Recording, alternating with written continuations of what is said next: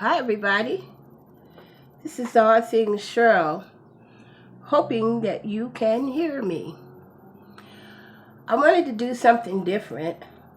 I'm basically using my cell phone, so this is totally different for me.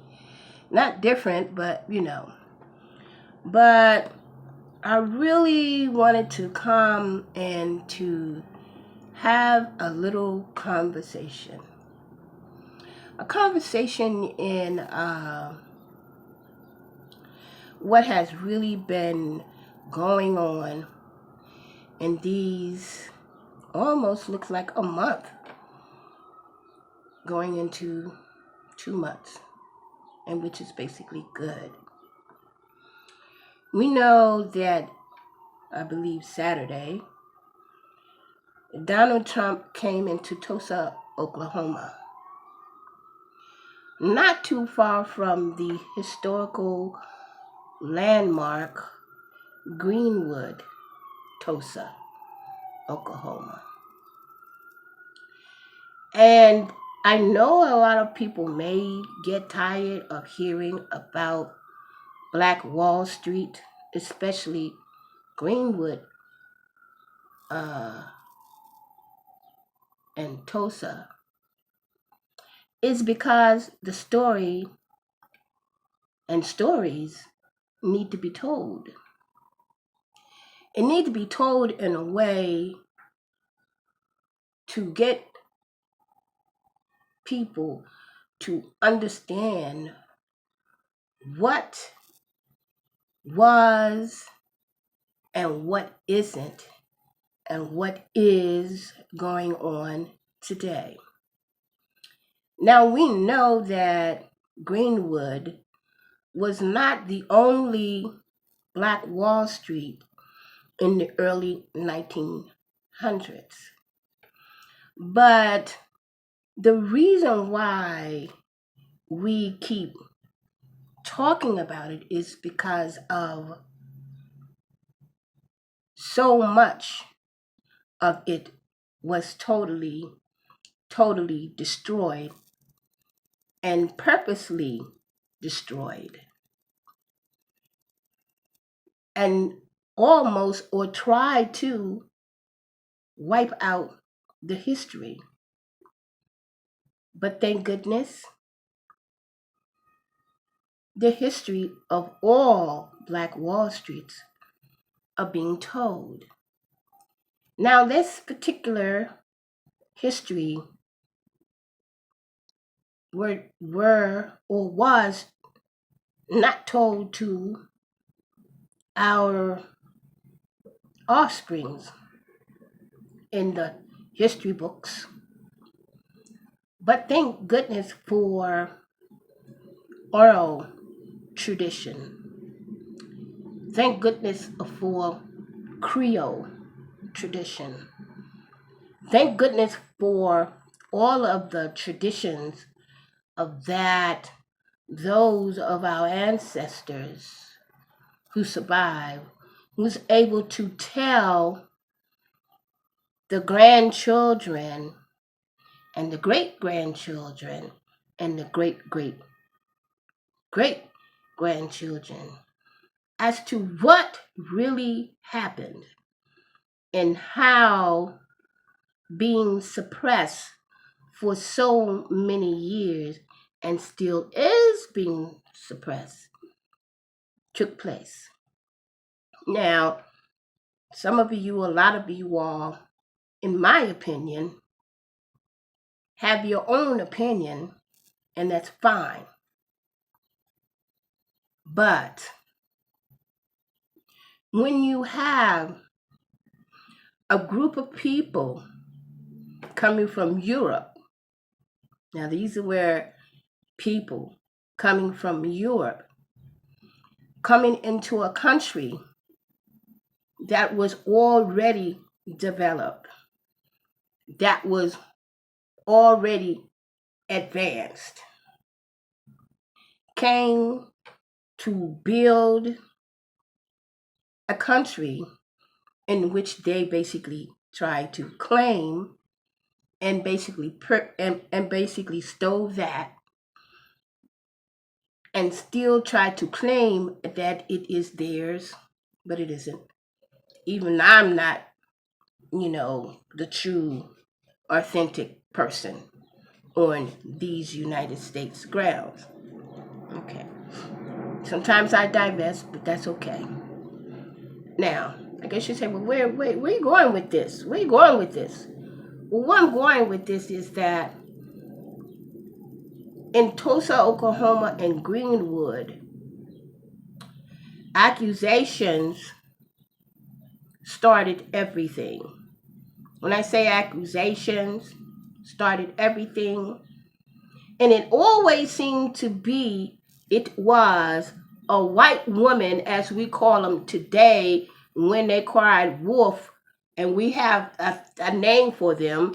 We call them Karens, and we call them Beckys. Well, they had Karens and Beckys back in the early 1900s. Now we know, and I'm going to name another historical Black Wall Street, and that was Rosewood, right? Okay. Now, especially Tulsa was thriving, and Tulsa knew the value of keeping dollars within the community. I'm going to repeat that again. Keeping dollars within the community.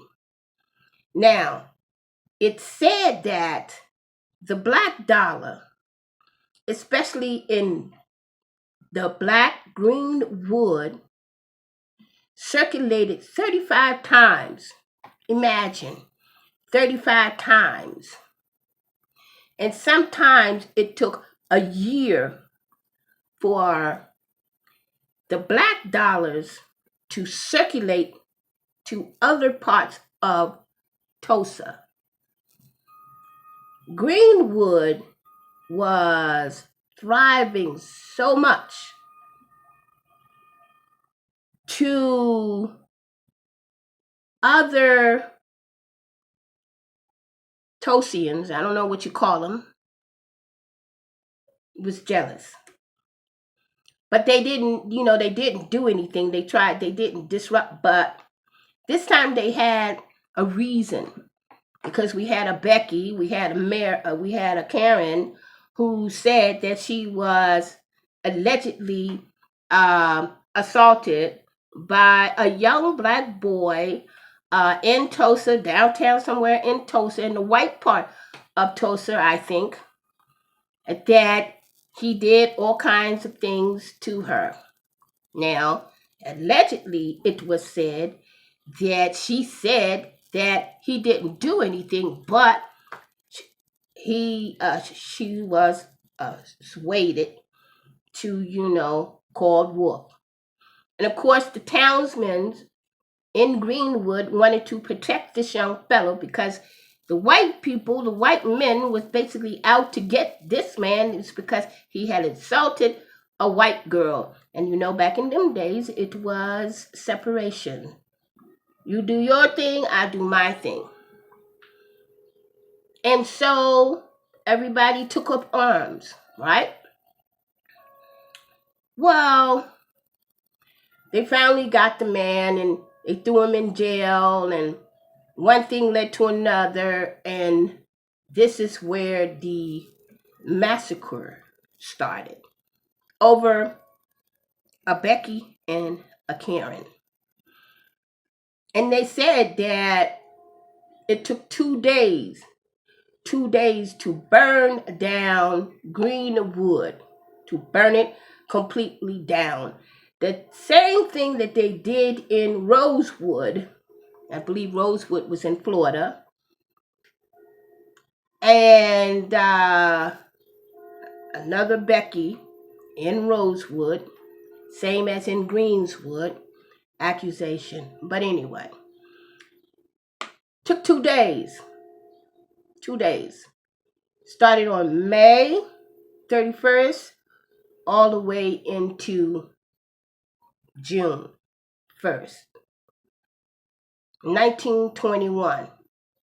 Now, how they annihilated the whole complete Greenwood, and they wanted to make sure that it was destroyed and nothing was left. And even though they robbed and pillaged and looted, robbed, pillaged, and looted Greenwood, the black community.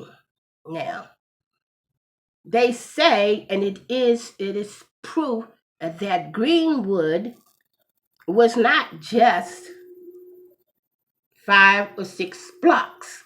No, Greenwood was 35 blocks. 35 blocks of pure property. 35 blocks of black businesses, black banks, hospitals, school system, bus system, and I can go on and on and on. Now, you know that that community was flourishing. We don't know what the other community was doing, but we know that Greenwood was flourishing. Same thing as Rosewood was also flourishing. Now, to make sure that nothing was left, they burned it down. They burned it down. And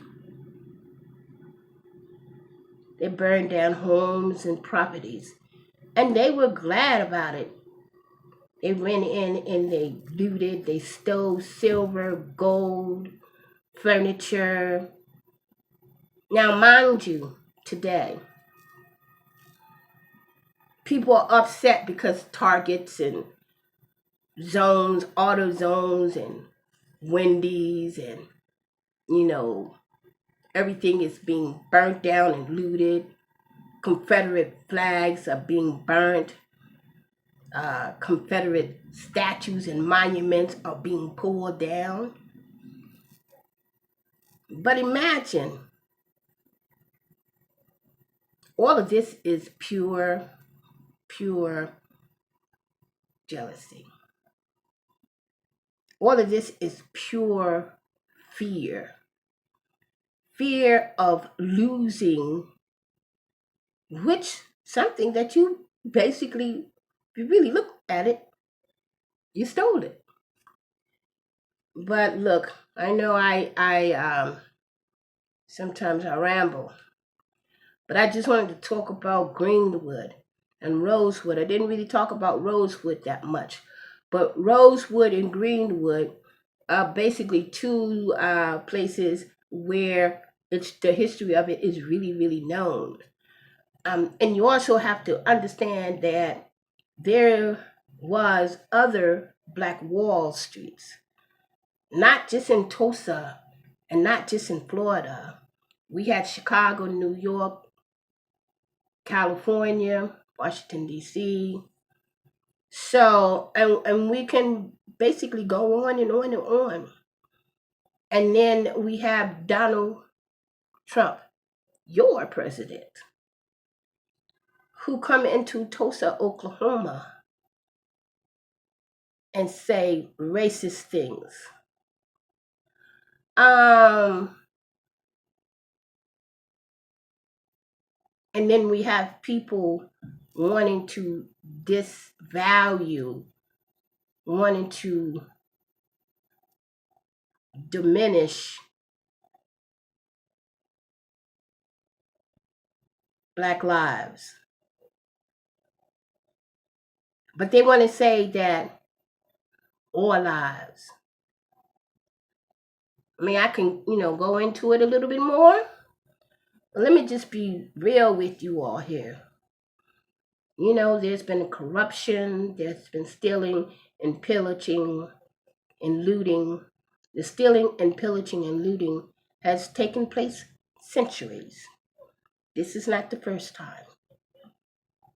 But I will say this, We need to wake up. Take care. This is All Things Cheryl. Just giving you my opinion. Now imagine 35 times for the black dollars to circulate in Greenwood, Tulsa, Oklahoma, and a year to move outside of the black community. Think about it. If we were to take our dollars and keep it within our community and let it circulate 35 times before it even reach a black hand. I mean, not a black hand, but before it even reach a white hand, before it even reach a white company. Think how and think where we would be. When I'm saying we, I'm talking about the black community. This is All Things Cheryl. Let's begin to circulate the black dollars within the black community. And I understand that some of us don't want to spend because, but let's just kind of, make that happen. Make that black dollar circulate black time. Make that dollar circulate 35, 40 times before it even hit a white company. This is All Things Cheryl. Click subscribe and become a subscriber. Take care. I know I ramble, but hey, my opinion.